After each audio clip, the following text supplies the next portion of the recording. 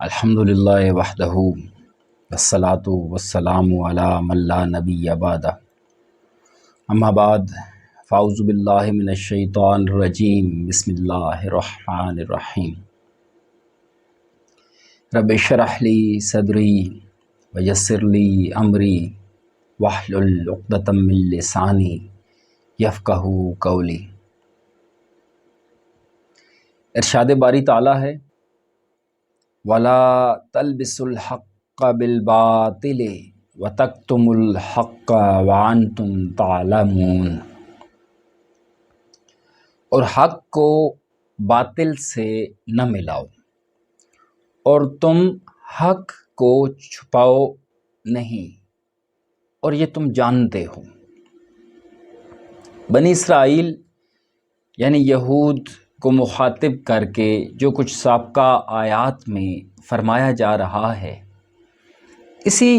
تسلسل کے ساتھ فرمایا گیا کہ حق و باطل کو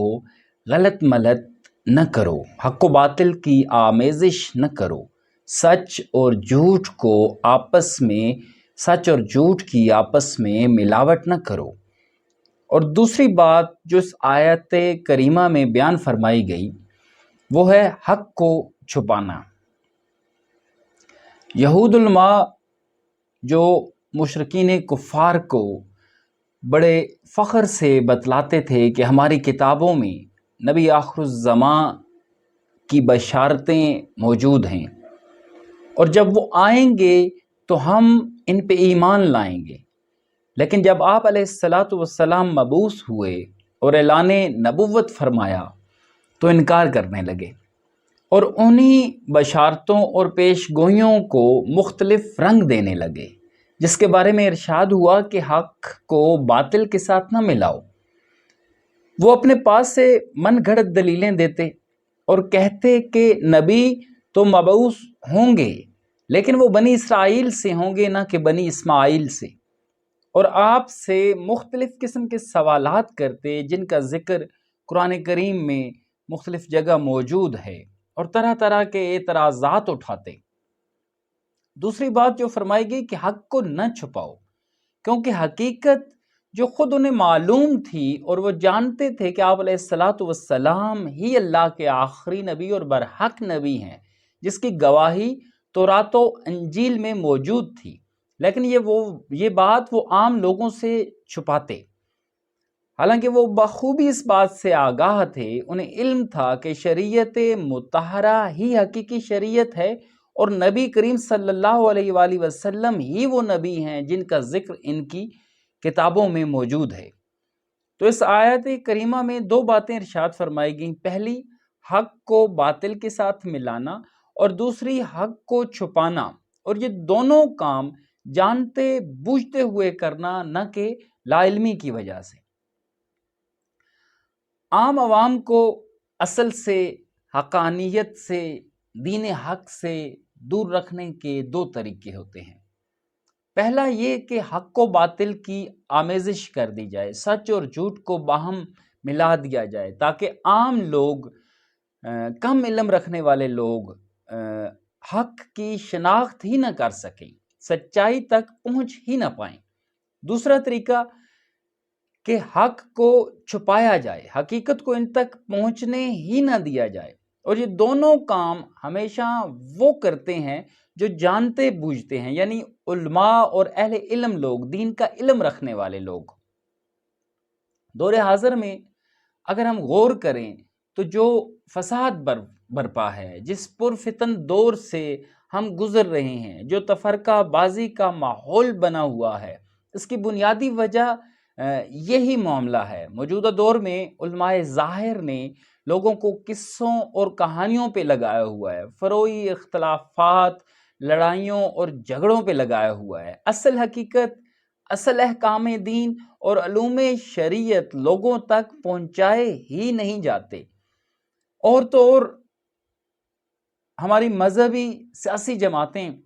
جو کہ اسلام کے نام پہ لوگوں سے ووٹ لے رہی ہیں اور اقتدار میں آنے کے بعد اس غیر اسلامی نظام حکومت کو سپورٹ کر رہی ہوتی ہیں، اسی مغربی جمہوریت کی بگڑی ہوئی شکل کا خود بھی حصہ بن جاتی ہیں، اور جس میں نظام عدل، نظام معیشت، نظام تعلیم، الغرض سب کچھ ہی غیر اسلامی ہے۔ پیر خانوں کو گدی نشینوں نے کاروبار کا اور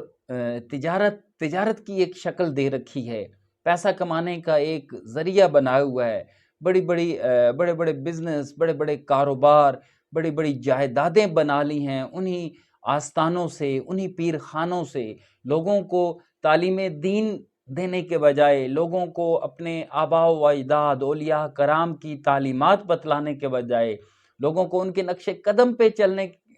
چلانے کے بجائے اور خود ان کے نقش قدم پہ چلنے کے بجائے ذاتی کاروبار اور ذاتی کمائی کا ذریعہ آستانوں اور پیرخانوں کو بنا لیا ہے۔ تو ایک بہت بڑا گروہ علماء کا وہ ہے جو اصل امور دین، احکام دین اور اسلامی فلسفہ حیات بیان ہی نہیں کرتا، قرآن و حدیث کی تعلیم لوگوں تک پہنچنے ہی نہیں دے رہا، یعنی حق کو چھپائے بیٹھا ہے۔ اب دوسرا گروہ وہ ہے جس نے حق و باطل کی اس حد تک آمیزش کر دی ہے کہ آج کے دور کا مسلمان مختلف فرقوں میں تقسیم ہو چکا ہے اور کئی قسم کے فتنہ و فسادات میں پھنس چکا ہے۔ امت مسلمہ گروہ در گروہ کئی جماعتوں، گروہوں میں تقسیم ہو چکی ہے۔ اپنی دکانداری چمکانے کے لیے، لوگوں سے داد وصول کرنے کے لیے، لوگوں کی جیبوں سے پیسے نکلوانے کے لیے فروعی اختلافات کو